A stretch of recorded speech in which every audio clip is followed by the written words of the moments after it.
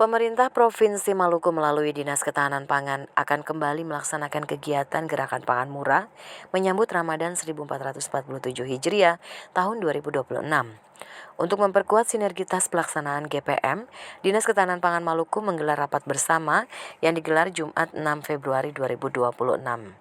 Dalam rapat bersama ini, Dinas Ketahanan Pangan menghadirkan 6 instansi pendukung utama GPM, yakni TVRI Maluku, OJK, Bank Indonesia, Bulog, dan Kodam 15 Patimura. Selain itu, para distributor juga dihadirkan dalam rapat bersama ini. Kepala Dinas Ketahanan Pangan Maluku, Faradila Atamimi mengatakan, untuk tahun ini pelaksanaan GPM akan dilakukan di 7 titik di Kota Ambon dan Maluku Tengah.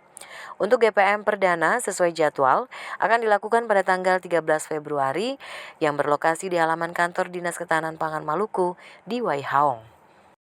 Menjelang HBKN kali ini, di menjelang Ramadan Idul Fitri kali ini, kita berencana untuk melaksanakan sebanyak 7 kali GPM, baik itu masih dalam Pulau Ambon, itu jadi di Kecamatan Maluku Tengah yang ada di Pulau Ambon, di Kabupaten Maluku Tengah yang ada di Pulau Ambon, dan juga di di Kota Ambon sendiri. Itu jadi ada totalnya ada 7 kali. Kita dibantu oleh Kodam 15 Patimura, Polda melalui Satgas Pangannya, di Krimsus Polda Maluku, kemudian juga ada TVRI tentu saja, dan juga ada OJK dan Bank Indonesia tentu saja.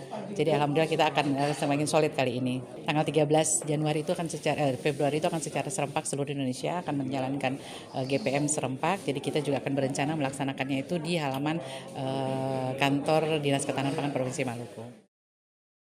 Pada rapat bersama persiapan GPM menjelang Ramadan 2026, Kepala Stasiun TVRI Maluku Maria Sopamena turut menyampaikan dukungan dan kesiapan TVRI mendukung kegiatan GPM lewat program siaran TVRI Maluku, baik yang disiarkan lewat terestrial maupun media sosial. Dukungan yang sama juga disampaikan OJK, Bank Indonesia, Bulog, dan Kodam 15 Patimura, serta para distributor.